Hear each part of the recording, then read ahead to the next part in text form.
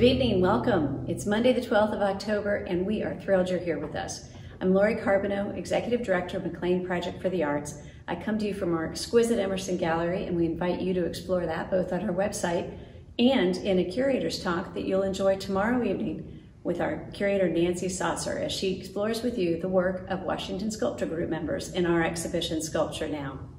Today, I'm thrilled to introduce to you our board member and artist, Carolyn Gore-Ashe. She will be interviewing two of our MPAartfest artists, Nikki Painter and Cathy Schwartz.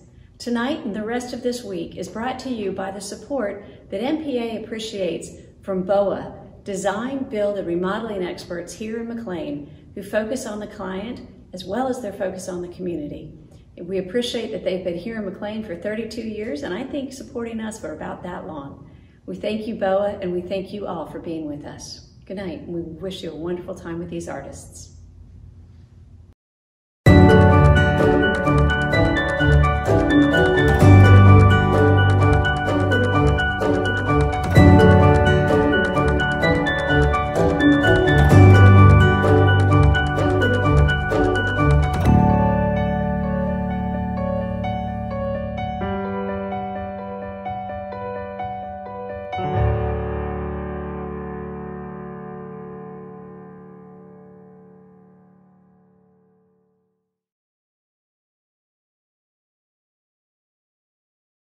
Hi, welcome to MPAartfest Artist Talks. I'm Carolyn Gore-Ashe. I'm an MPA board member and an art teacher at Spring Hill Elementary School in McLean.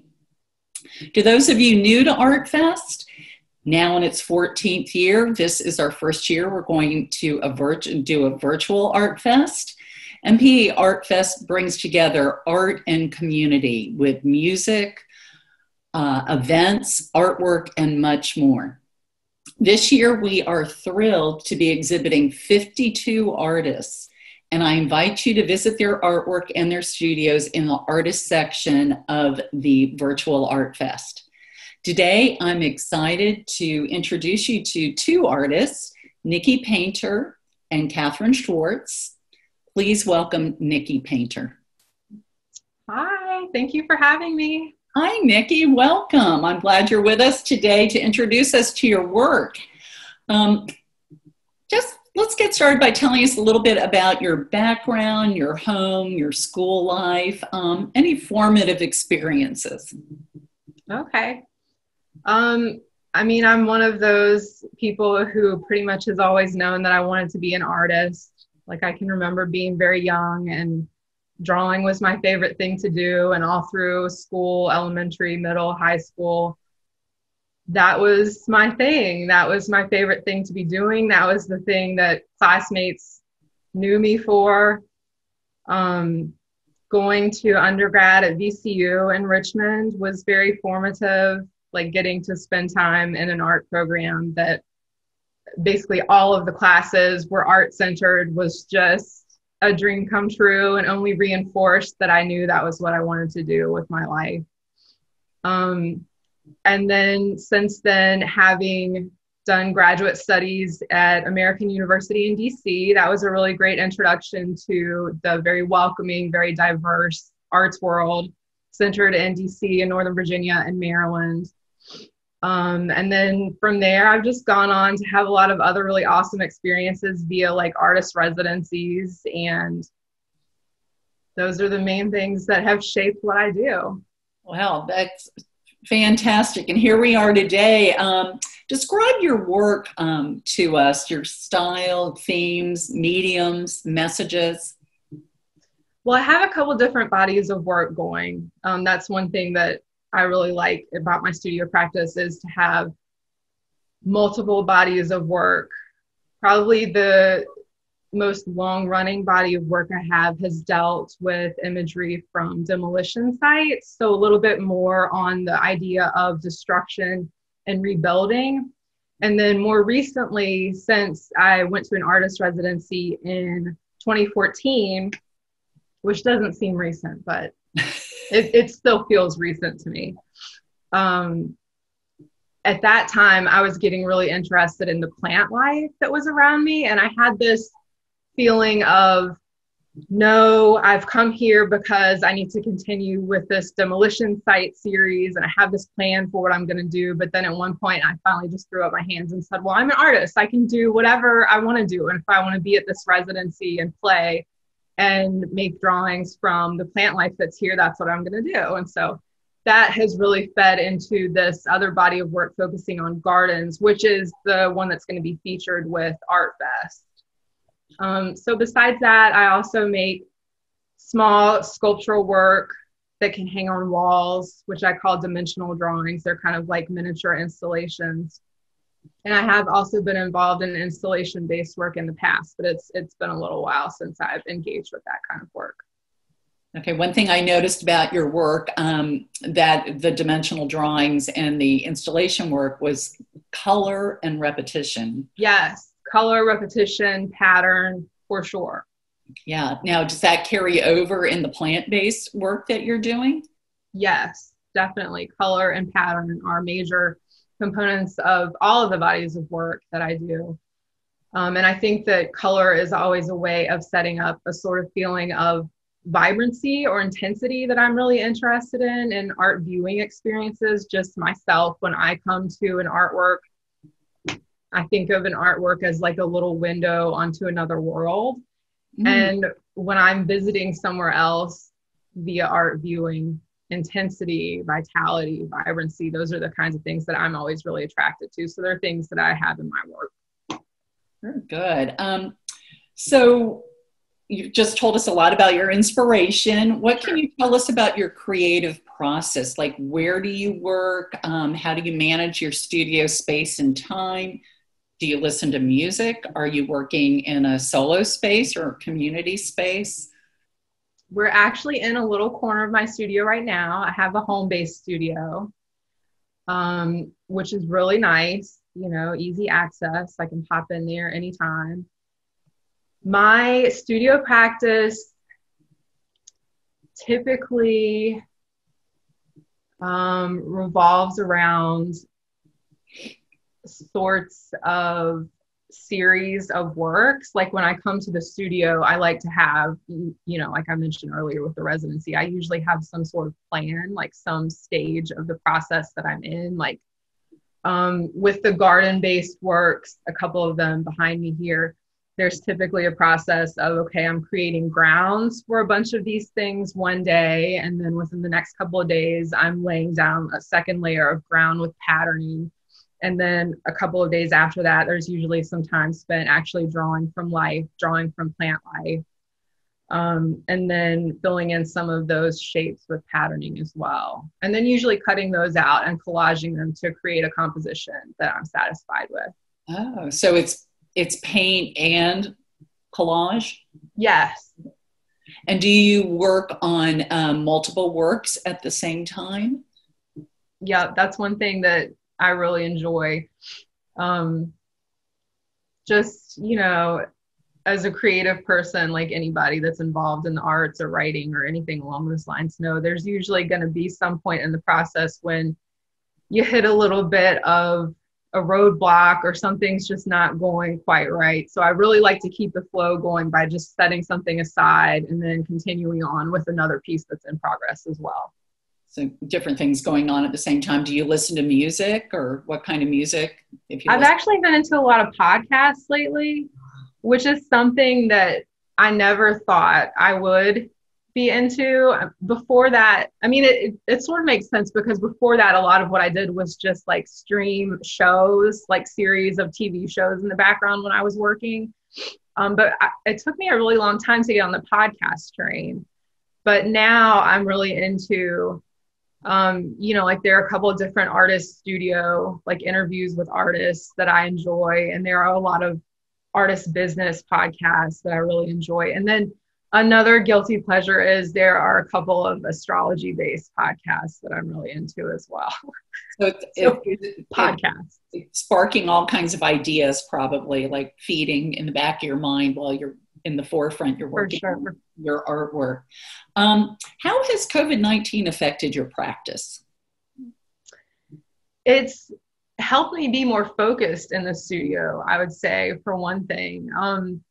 you know, before this all happened, I had a part-time job, which I did end up quitting because of COVID. And so since that has happened, my studio practice inside of my house has been a lot more regular and a lot more structured. Like prior to all of this, when I went on artist residencies, one of the things that I really enjoyed about residencies was getting into a new space and then finding my routine within that space. But being at home, for some reason, it's always been harder to have the routine because, you know, maybe there's like dirty dishes in the sink or there's some mail situation that you have to take care of. There are always things sort of pulling you away from the studio, where I didn't feel like I could have big blocks of time as organized in my home-based studio. But that has totally changed since all of this. I think the time to really buckle down and just focus and be in the studio a lot is the major shift for me. Fantastic. So yeah, it has been a good change. Some time to create. What are you currently working on? So a couple different bodies of things, of course. Continuing on with some of the garden-based pieces. And then I've also been working on another body of small scale pieces with the kind of like architecturally inspired structures. I'm not sure how to totally describe those. They kind of are these just very fragile, precarious structures in sorts of barren environments. But again, still incorporating a lot of the vibrant colors and patterning in different ways. So just playing around with a lot of compositions with those. Okay, so we will see that somewhere down the road in the future when we check out your social media. Yes. What do you have a motto or a vision that guides your life as an artist? Anything like a touch point? That is a good question. A motto that guides my life as an artist. Might not be one thing, but it's not a motto per se, but I think that the sort of thing that continues to drive me is thinking about how the work that I'm making now is going to lead into future work. Like my whole thing is not maybe making a piece that is like the masterpiece of my life right now, but thinking like, okay, how is this work that I'm making now going to continue to build and be something that I can still be making offshoots from in the next 10, 20, 30 years? Like, I really just want to keep making work. Like that's not really much of a motto, but I mean, just keep working maybe is a motto for me. and maybe see where it leads, you know? Yeah. Might go this way, might go that way. You might circle back to it. Sure. Do you have any advice for a young person or a person starting out in art? Could be an older person who's shifting, you know, decided they need to do this. I think, and this is something that I've been thinking about a lot more myself lately, that, you know, in some ways, social media is such a hindrance to our lives. Like, I think there's a lot of feeling like we have to be plugged in all the time and that there's a lot of pressure involved in that. But at the same time, for young artists or for people who are not necessarily young, but who are just getting into an arts practice, there's so many possibilities for mentoring available to them right now via social media. So I think the idea of finding a mentor or finding the place where you want your work to fit, a context for your work, is something that I would really encourage young people and people who are just starting in an arts practice to research, because all the resources are there. You know, you don't have to have a hard time getting to the library and checking out books at this point. It's all right at your fingertips. There's so much knowledge. So what is that space for you? that place where you feel like you fit, or places where maybe where you've exhibited or Oh, sure. and see yourself going. Recent places, like just within the past, I guess it was maybe at the beginning of the summer, I was just part of a Works on Paper show at the Long Beach Island Foundation for Arts and Sciences. That was really cool. Like that was a very, very broad, I think that there were like 70 different artists that participated in that broad group show of all artists who are working on paper. So definitely Works on Paper, definitely mixed media artist, kind of straddling a little bit the line between abstraction and representation. That's not always like a great, definite fit for me, but probably leaning a little bit more towards representation. Mm-hmm. Very contemporary, especially with the color palette that I incorporate in my work. Yeah. Were you able to physically get to the exhibit at Long Beach Island? So did they do it virtually as well? Yes, that's up in New Jersey. And I mean, they had some really, from what I could gather about what the space was doing, they had some really good safety protocols in place, like having super small groups of people for the opening, and then having appointment-based viewing after that. But that wasn't a trip that I was able to make this time around. Yeah, not at this point in time.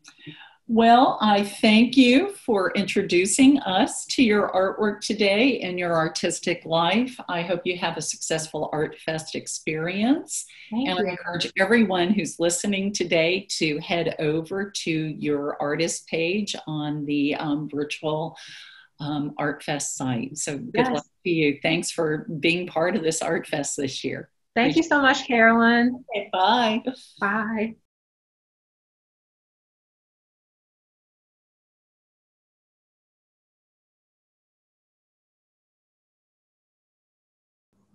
Hi, welcome. I'd like to introduce the artist, Cathy Schwartz, to you. Cathy, I'm so glad you're with us today. Thank you for spending this time with us to introduce us to your work and to be a part of this year's ArtFest.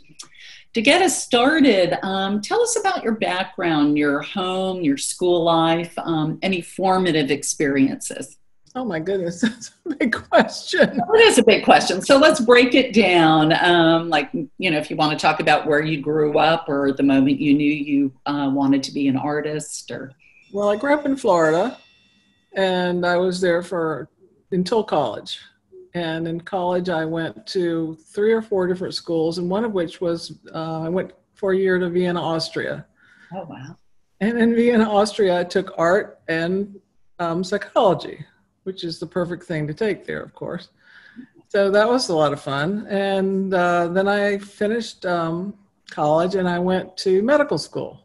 Oh my goodness. So I did paint for quite a few years in medical school and residency. And about maybe 3 or 4 years after I got through with my training, I started painting again. And I've been taking from the torpedo factory ever since and having a great time and meeting a lot of interesting people. And it's been wonderful. And producing a body of work to include in ArtFest this year. That's great. Yes. So describe your work, your themes, styles. I tend to be mainly a realistic oil painter, and I do a lot of still lifes. I really love painting still lifes, so I paint a lot of still lifes. I take a portrait class every weekend with Danny Dawson at the Torpedo Factory, and that's wonderful. And I do some landscapes, but not a lot of landscapes, mostly still lifes and then the portraits every weekend. But unfortunately, not right now. On your still lifes, what tends to be your subject matter? Lots of florals. And then it's just some quirky things, like I really love painting cupcakes, and I love painting marbles. Oh, wow. I can't see wait to see what's on your page. What influences your work? What inspires you? Well, obviously, I really like the way everyday objects look. I like the many colors they have them. I love color, and I just like all the variations and nuances that everyday objects with light hitting them come to life and should look like that on your painting, hopefully. That's that whole lighting thing. That's true. That can really change a look of a painting. So tell us about your creative process. Where do you work? Actually, manage it? My studio right here. Oh, fun. We are inside the studio right there. Oh, right my goodness. In the middle of my kitchen and family room. Wow. So I'd paint right there. So you're in the hub of the home. You don't really need a lot of space. You know, it does make a mess, but, you know, so what? Well, I think that's going to inspire our viewers today to say, hey, you know, I can do that too. I may have a small home, but I can carve out a little corner in between everything else going on in my household. Yeah, this easel is actually mobile. So it just, you know, if you wanted to roll around, you can roll it around. Oh, so it's a cabinet of sorts. Cabinet, as well, yeah, right? with the easel on top. It's all made together, but it's great. It works really well. That is really neat. Thanks for sharing that with us.